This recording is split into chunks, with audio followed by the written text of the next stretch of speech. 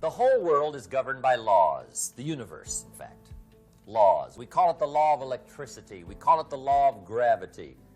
There's mathematical laws. There's physical laws, speed and velocity laws, agricultural laws. There's all kinds of laws. Now that we find ourselves on the spinning planet, you just have to learn what I call the setup. Learn the setup. Life's setup. Now, we didn't set it up, but we're here, so you got to learn it. And we should learn the setup for two basic reasons. Number one, to keep from getting hurt. It's one of the major reasons for learning, so you won't get hurt. See, economically, socially, personally, you can get hurt just not knowing. Ignorance is not bliss. Ignorance is poverty. Ignorance is tragedy. You got to know, or you're going to get hurt. It's good to know not to walk out the 10th-story window. That's excellent information. Now, what if a guy didn't know and he walks out? Now he's dead at the bottom. Somebody says, well, the poor guy didn't know. You got to know, or you're going to get hurt. You don't have to like the setup. I don't ask you to like how it is. That's not what's important. But it is important to learn how it is. Okay, so you don't have to like it, but you should learn it. That's what I tell the kids, right? Make sure you get the information. What you think about it, that's up to you. What you're going to do with it, that'll soon be up to you. But make sure you get it. See, there's nothing worse than being stupid. I mean, being broke is bad, but being stupid is awful. And what's really bad is being broke and stupid, right?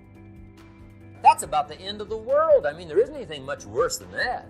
Unless you're sick. Sick, broken, stupid. I mean, that is it, right? There's nowhere else to go.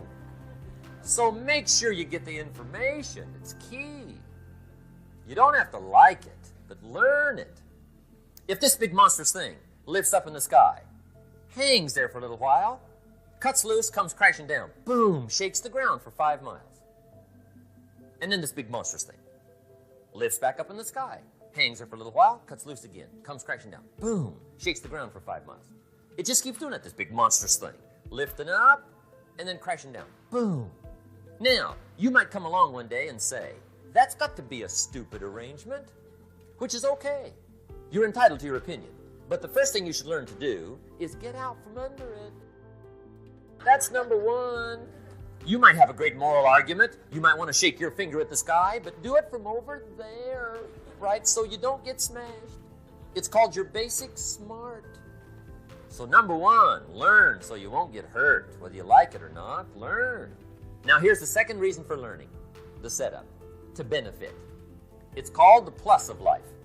And that's what life is, right? Both minus and plus. The minus is tragedy, heartache, misery, failure, unhappiness. But life is also happiness, prosperity, good feelings. So here's the key. Learn to get on the good side of the way things work. Now here's two of the basic laws. Shof taught me these. They come from the Bible. Now again, I'm an amateur, okay, when it comes to the Bible. I'm not a pro. So you'll sort of have to take my way of putting it. But here they are. The first one is the law of use. And it goes something like this. Whatever you don't use, you lose. Lack of use causes loss. On this planet, maybe not the next one, but on this one. If you tie your arm to your body, leave it there long enough, you'll never use it again. It's over for the arm. Now, it may not be over, but it's over for the arm. The only way to keep the use of this arm is what? Keep using it. If you quit, you lose automatically. They don't bring it up for a vote. You lose automatically when you quit. Now, the same thing that goes for your arm goes for your brain, mentality. The same thing goes for all the human virtues. Ambition, unused, declines. Strong feelings, unused, diminish. It doesn't grow, it diminishes. Faith, unused, decreases. It's a law. Vitality, unused, diminishes. Energy, unused, decreases. The guy says, well, I'm going to save up my energy. You can't do that. That's like trying to save today, put it on the end of the year. See, you can't do that. They'll come take you away. If you don't use today, what? It's lost. The guy says, well, I'll work twice as hard tomorrow to make up for it. See, that's foolish. You could have done that anyway. Today unused is lost. A talent unused is lost. An ability unused is lost. So here's one of the key expressions of the evening. Take a new inventory of yourself. Starting tomorrow, new project. Take a new inventory. And make sure that all of your talent and ability and mentality and ingenuity and vitality and strong feelings, faith, courage, make sure that all you've got's being used. Otherwise, you lose. Now, one of the best illustrations of the law of use is a Bible story called the Parable of the Talents. The talent story. Interesting story if you haven't read it in a while. Just review it. It's a good story. An ancient story. It says there was a master with 3 servants. He got them together one day, and he said to the 3, I've got these talents. And in those ancient days, a talent was a measure of gold. And he said to the 3 servants, take these talents and see what you can do with them while I'm gone. He said, I'm taking a journey and I'll be gone for a while. When I come back, we'll get together, go over the book, see how you did. He said, here's 5 of these talents for you. 5. Here's 2 of them for you. 2. And here's 1 for you. The master said, take those talents, see what you can do with them. When I come back, we'll get together, we'll go over it all. The servant said, okay, master takes off. According to the ancient story, the master comes back from his trip. When he gets back, he gets the 3 servants together, and as he said he would, he asks, how did it go with those talents? You were 5. What happened? That servant said, well, I took the 5 talents you gave me, and I put them to work. A little shaky at first, but he said things finally got rolling. And he said, I poured it on. And he said, my talents grew to 7, 8, 9, 10. He said, I doubled my talents from 5 to 10. Books will show. Master said, one heck of a job. Or something like that. He said, I gave you 2 talents. What happened? That servant said, about the same thing happened to me. I put those 2 talents to work, poured it on. They grew to 3 and then to 4. He said, I doubled my talents from 2 to 4. Books will show. Master said, well done. He said, I gave you 1 talent. What happened? That servant said, well, I took the talents you gave me and I carefully wrapped it and I dug a hole and buried it. And camouflaged it, I suppose, right? So nobody would steal it. And he said, fortunately, nobody got it. And he said, I knew you were going to be here today, so I dug it up. Here it is, safely wrapped. I did not lose it while you were gone.